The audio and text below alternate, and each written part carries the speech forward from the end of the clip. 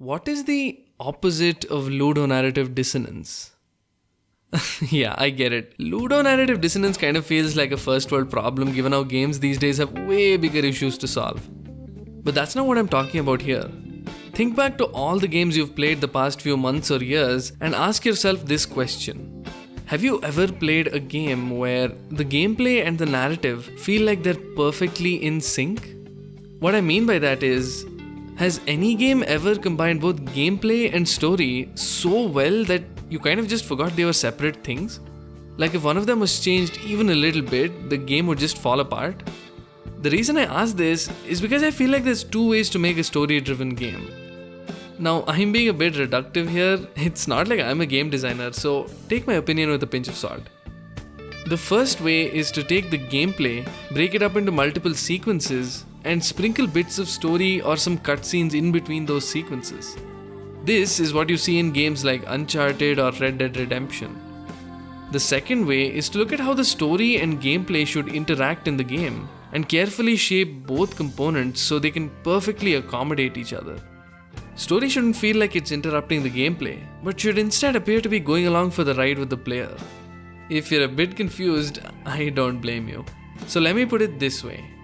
How do some games use gameplay to convey story moments in a way that text or scripted cutscenes could never do? In the spirit of inventing new terminologies that hopefully become super popular and eventually completely misunderstood, I want to call this Ludonarrative Resonance. I'm always impressed when I play a game that uses the interactivity of its gameplay mechanics to tell a story, because let me tell you, it is not easy to design. Fundamentally, story is scripted and fixed, while gameplay is not. I talked about this in an earlier video. This is exactly what narrative design is. Figuring out how to use gameplay as a narrative tool. There's this sequence in Metal Gear Solid 4 where Solid Snake must make his way through a long corridor lined with high-energy microwave emitters designed to kill anyone who tries to get across. Halfway through the corridor, Snake collapses, and the only way to make him move is to mash a button continuously. As you watch Snake claw his way bit by bit through a literal microwave oven, your thumb feverishly mashing a single button without respite. Each second stretches to breaking point, and what's actually just a 2-minute sequence feels like it's never going to end. The microwave corridor is famous for being one of the most visceral gameplay sequences in gaming. People still recall the stiffness and pain mounting in their thumbs even as they watch Snake being boiled alive with each second he spent in that hellish corridor. That torture, that desperation for this ordeal to end, the player felt it with the character they controlled. Aside from being the most you'd ever use the triangle button in its life, this was a fascinating demonstration of how games can use gameplay to enhance the narrative and bring you that much closer to the character you're controlling. There's this concept in physics called wave interference. When two waves of the same frequency meet each other and they're out of sync, they cancel out some of each other's energy, so you end up with a weakened signal. On the other hand, if they're perfectly in sync, they instead combine their energies to form a new, more powerful wave. This is what ludonarrative resonance is. When gameplay and narrative are perfectly in sync, they reinforce each other, creating an experience that far outshines what either of them could achieve alone. Hades is quite possibly the best example of ludonarrative resonance I've seen in any game ever. When I started playing this game, I really did not expect it to be this narratively rich or cohesive because, dude, it's a roguelike. Story is not exactly their strong suit. In case you didn't know, roguelike is a term that's evolved into a genre of video games that are similar to the 1980 classic game Rogue. The defining aspects of a roguelike game are that all the levels and items you acquire are randomly generated. When the player character dies, they have to restart the game from the beginning, and any progress or items acquired during the playthrough are lost when you die. These games are generally pretty short and are meant to be played through over and over again pretty much infinitely. Right away, you can see the problem, right? This is not a genre made to tell compelling narratives. It's just meant to be played for the sake of the gameplay, and you create your own unique story with each new playthrough because everything is randomized. Hades could have phoned it in hard and just slapped on a cutscene every few times you beat the game, and it would still have been really fun. But holy shit, Supergiant Games did the exact opposite. Let me explain. Hades weaves a story along 3 interconnected narrative threads that run through the entire game, with the core of the whole thing being the gameplay. Look, I know this is confusing, but just bear with me for a second and I promise you'll understand. The gameplay is at the center of it all, and you always only have one single objective: fight your way out of the underworld. The first narrative thread is the plot, and this is what gives the protagonist Zagreus his motivation. He wants to escape the underworld to spite his father and find his estranged biological mother. The second narrative thread is the characters. Here's where it gets really interesting. In his journeys from the house of Hades to the underworld, Zagreus meets dozens of characters, some that want to stop him and others that want to help him. When he meets the former, it usually results in some kind of battle or boss fight. You ready, Megara? Tisiphone? Let's go. Alternatively, if you meet helpful characters like the Olympian gods, they offer Zagreus all kinds of godly boons that make him stronger and add some interesting variety to the gameplay. Because this game is a roguelike, all of this is randomized. You never know which characters you'll meet or what powers they'll give you. The more you play, the closer you get to these people, and the more you learn about each of them. Finally, once you die and get sent back to the house of Hades, a whole new wrinkle in the game reveals itself.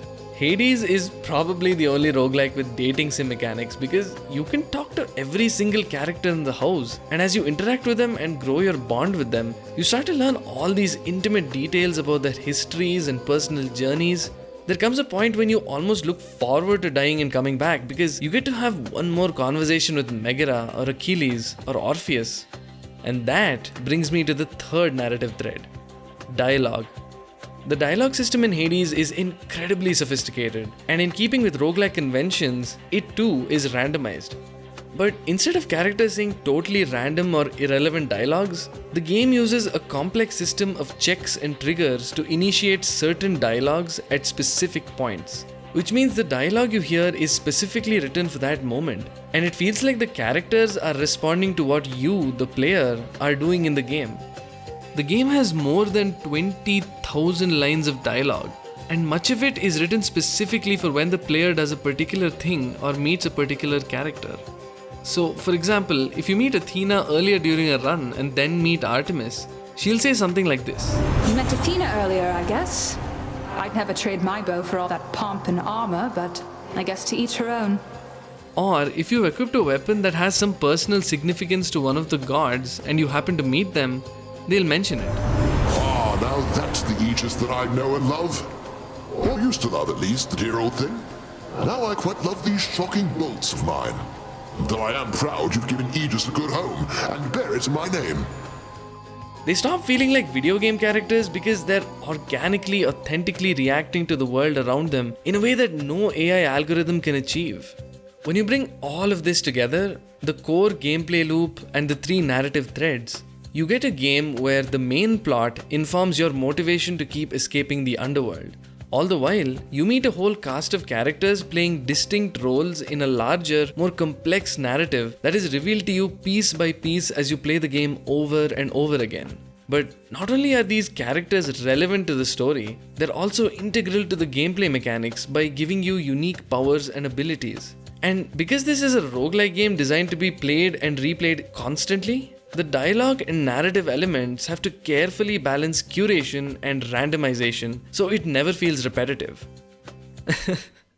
Can you even begin to comprehend how painstakingly designed, how carefully tuned this game needs to be to get all of this right? How did The Last of Us 2 win Game of the Year over this? What were they thinking? Games journalism is a sham. It's all a lie. It's a front for money laundering and must be stopped. So, I think Hades is pretty good. It's not just that the game tells a good story with some fun gameplay. It's that the designers have found a way to use the gameplay structure, in this case the randomization and replayability, and carefully tailored a narrative structure that organically fits into it. This is what I mean by Ludonarrative Resonance, and Hades pulls off this graceful dance between story and gameplay with more confidence than CD Projekt's marketing for Cyberpunk. Of course, Hades is a very rare exception. A lot of games aren't this thoughtfully designed, and in many cases, this sort of synergy between story and gameplay is near impossible to achieve. But more importantly, it's time-consuming and expensive to develop. These elements are meant to go unnoticed in the background, and invisible design choices don't exactly make for good marketing material. That isn't to say Ludonarrative Resonance necessarily requires such a complex interlocking of under-the-hood mechanics and systems. Gameplay can also be extremely effective at conveying mood and tone and atmosphere. When I was initially writing the script for this video, I'd planned to talk about Celeste or This War of Mine, two very different games that used their gameplay mechanics to bring out the mental and physical turmoil of their main characters. But then, I played this one game barely 2 weeks ago, and I loved it so much, I had to talk about it here. That game is It Takes Two by Hazelight Studios. FYI, there's gonna be some spoilers for this game, but I don't think it's a big deal. Anyway, just letting you know, check the timestamps if you want to skip it. Alright, this is a weird one.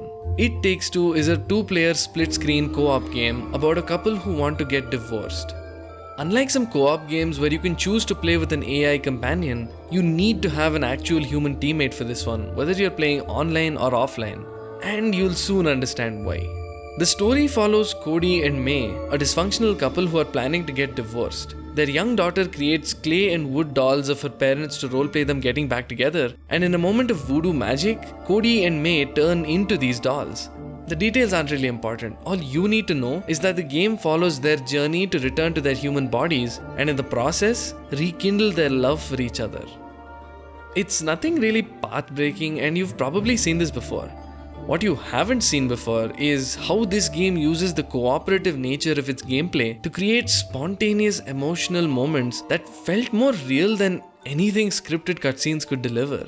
In particular, the snow globe level felt like the perfect coming together of the game's various elements that it had been building up to. At this point in the game, it had settled into a comfortable rhythm. Each new story beat was set in a dramatic new location, like a tree filled with wasps, a child's bedroom, or a space station, and every level introduced new game mechanics where the two characters would have to work in tandem to beat it. This cooperation is vitally important because literally every single level in the game requires coordination between Cody and May. They literally cannot afford to stay apart. This isn't a good thing for the characters who, just hours earlier, were preparing for a divorce and couldn't stand each other.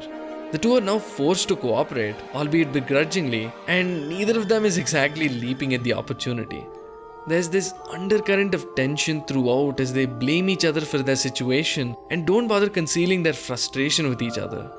But as the game progresses, that strained relationship starts to loosen up as Cody and May grow more comfortable with the idea of relying on each other.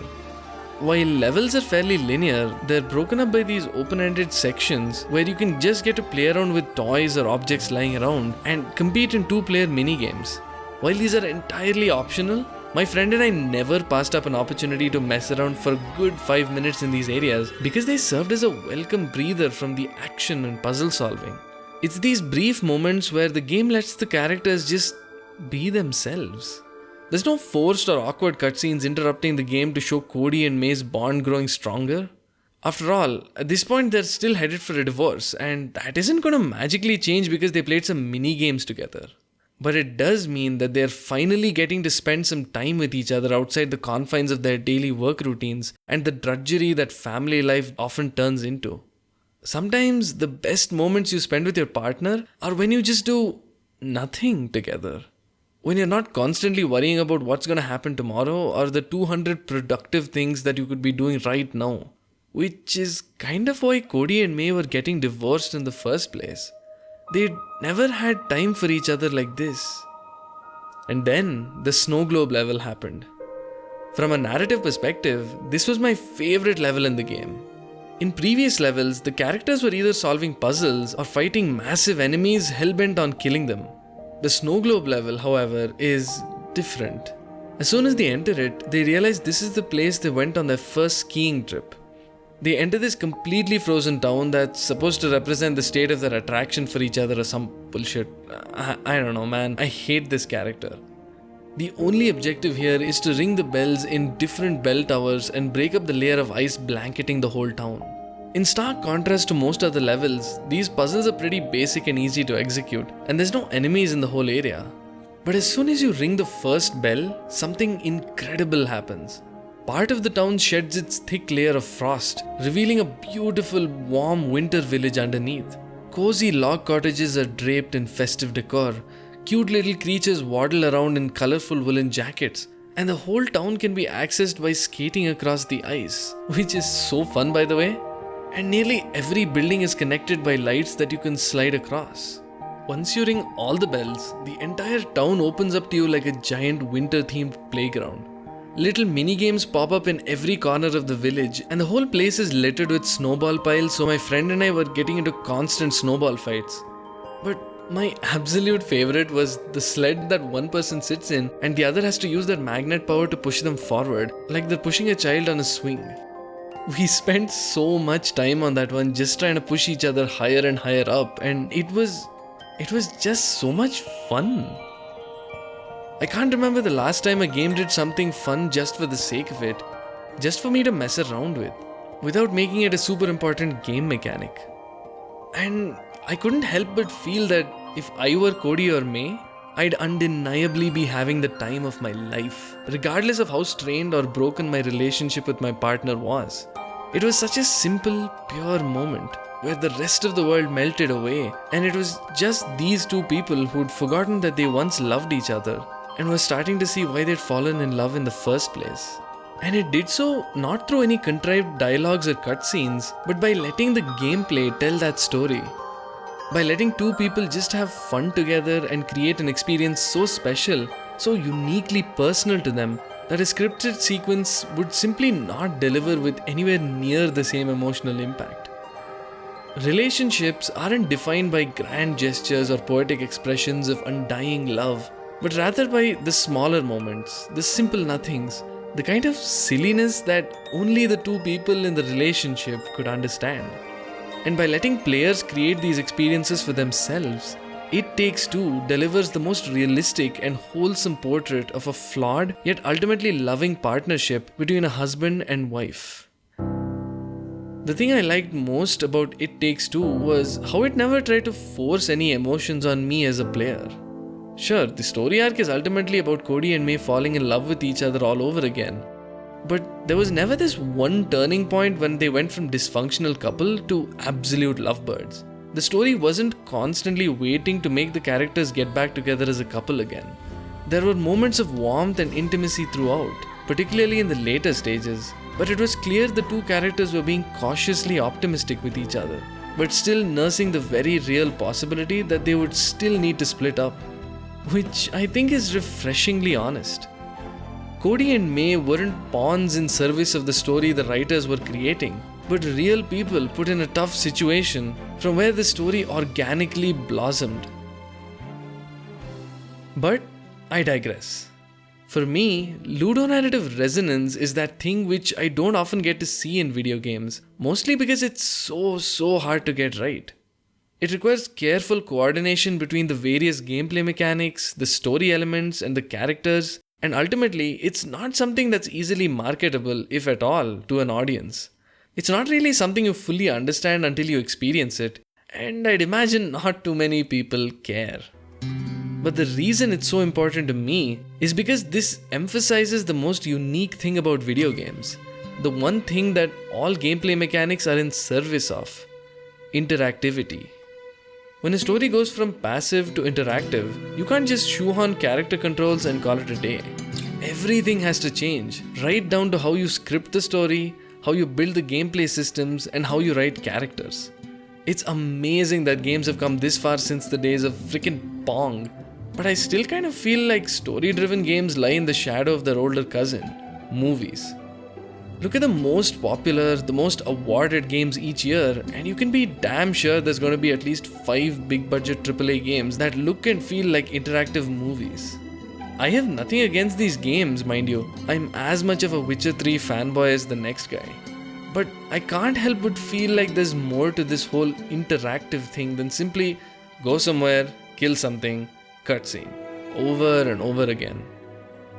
When games treat their gameplay and narrative elements as two parts of the same whole, and not two separate entities jostling for the player's limited attention, it makes for an incredibly polished, extremely cohesive experience that's unlike anything you'll find in any other medium. That, to me, is the holy grail of game design, and what I really hope to see in even more games in the future. Has a game ever completely drawn you into its world purely through excellent game design? I'd love to hear about it in the comments. Thanks so much for watching Next Level Narrative. If you like this video, you already know what to do. Until next time, this is your host, Anish Bhargav, signing out.